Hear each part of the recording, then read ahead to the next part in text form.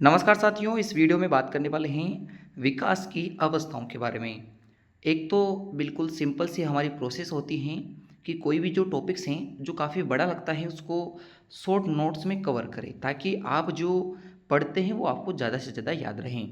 तो विकास की अवस्थाओं को कुछ इस प्रकार से पढ़ेंगे कि आपको सामान्य जो अवस्थाएं हैं और जो आपके एक्स्ट्रा किसी न किसी मनोवैज्ञानिक के द्वारा कुछ अवस्थाओं में बदलाव किया गया है उनके बारे में भी बात करते हैं।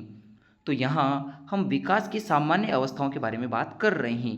पहली अवस्था गर्भ अवस्था है। अब मैं ऐसा क्यों बता रहा हूँ, आपने पढ़ा होगा कि विकास गर्भ काल से शुरू होता है और आपके मृत्यु पर्यंत तक चलने वाली निरंतर चलने वाली सतत प्रक्रिया है।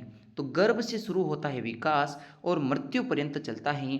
तो गर्भ अवस्था जो आपके 9 माह लगभग 280 दिन तक चलती हैं। उसके पश्चात जब बालक का जन्म हो जाता है तो जन्म होने से लेकर 5-6 साल का जो बालक होता है या जो बालिका है वह शैशव या शिशु अवस्था में होता है। उसके बाद 6 वर्ष से लेकर 12 वर्ष तक की आयु को हम बाल्य अवस्था कहते हैं। बाल्य अवस्था के बाद 12 वर्ष से लेकर 18 या 19 वर्ष तक की जो आयु है, ये जो अवस्था है आयु की, इसे कहा जाता है किशोर अवस्था। और किशोर अवस्था के बाद का जो टाइम पीरियड है वह प्रौढ़ अवस्था होती है जो 19 वर्ष के बाद शुरू होती है। तो आपके एग्ज़ाम पॉइंट ऑफ व्यू से आपको याद रखना है कि कौन सी अवस्था कहाँ से कहाँ तक चल रही हैं। ये तो हो गया सामान्य अवस्थाएं। अब मनोवैज्ञानिक रोज के अनुसार जो अवस्थाएं हैं उनको भी देखते हैं, क्योंकि आपके पिछले जो रीट एग्जाम हुए उनमें उत्तर बाल्यावस्था, पूर्व बाल्यावस्था ऐसे भी प्रश्न आए हैं, तो उनको भी एक बार देख लेते हैं। तो वैज्ञानिक मनोवैज्ञानिक रोज के अनुसार शिशु अवस्था होती है 1 से 3 वर्ष तक, जिसमें बालक अपने से बड़ों पे आश्रित होता है, उनका अनुकरण करता है। तो इसे आश्रितता की आयु भी कहा गया है। अगला प्रश्न, अर्ली चाइल्डहुड या पूर्व बाल्यावस्था।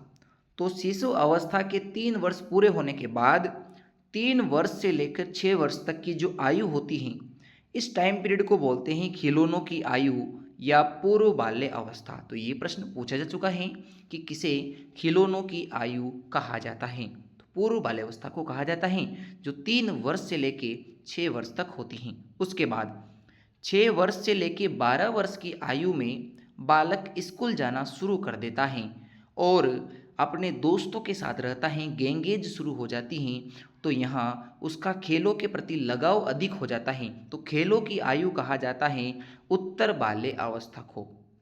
आगे देखते हैं किशोर अवस्था। किशोर अवस्था जो है वह 12 से 18 वर्ष के बीच है रोज के अनुसार, और इसे व्यवसाय की व्यावसायिक आयु कहा जाता है कि यहाँ बालक अपने भविष्य को लेकर चिंतित रहता है, व्यवसायों को जो है करने के प्रति उसकी रुचि पैदा हो जाती है, तो अपना अपना व्यवसाय वो चुनता है।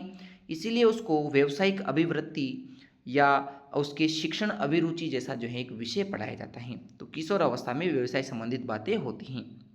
अब आपके एक सुप्रसिद्ध मनोवैज्ञानिक हैं जिनका नाम है हरलोक महोदया।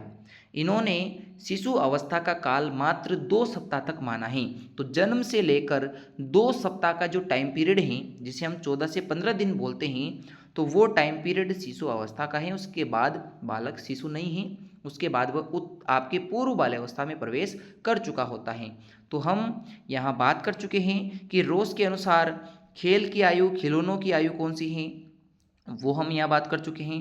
सामान्यतः यदि हमसे पूछे कि खेल की आयु कौन सी है, तो खेलों की आयु तो है बाल्य अवस्था, और खिलौनों की आयु पूछे तो वो आपके आना चाहिए शिशु अवस्था, क्योंकि आयु अनुसार हमने इसको सही से देखा है। तो ये आप समझ चुके हैं। तो आपको कमेंट करके बताना है कि हम किस बिंदु पे और जो है टॉपिक्स को शॉर्ट करके अच्छे से आपको समझाने के लिए वीडियो बनाएं।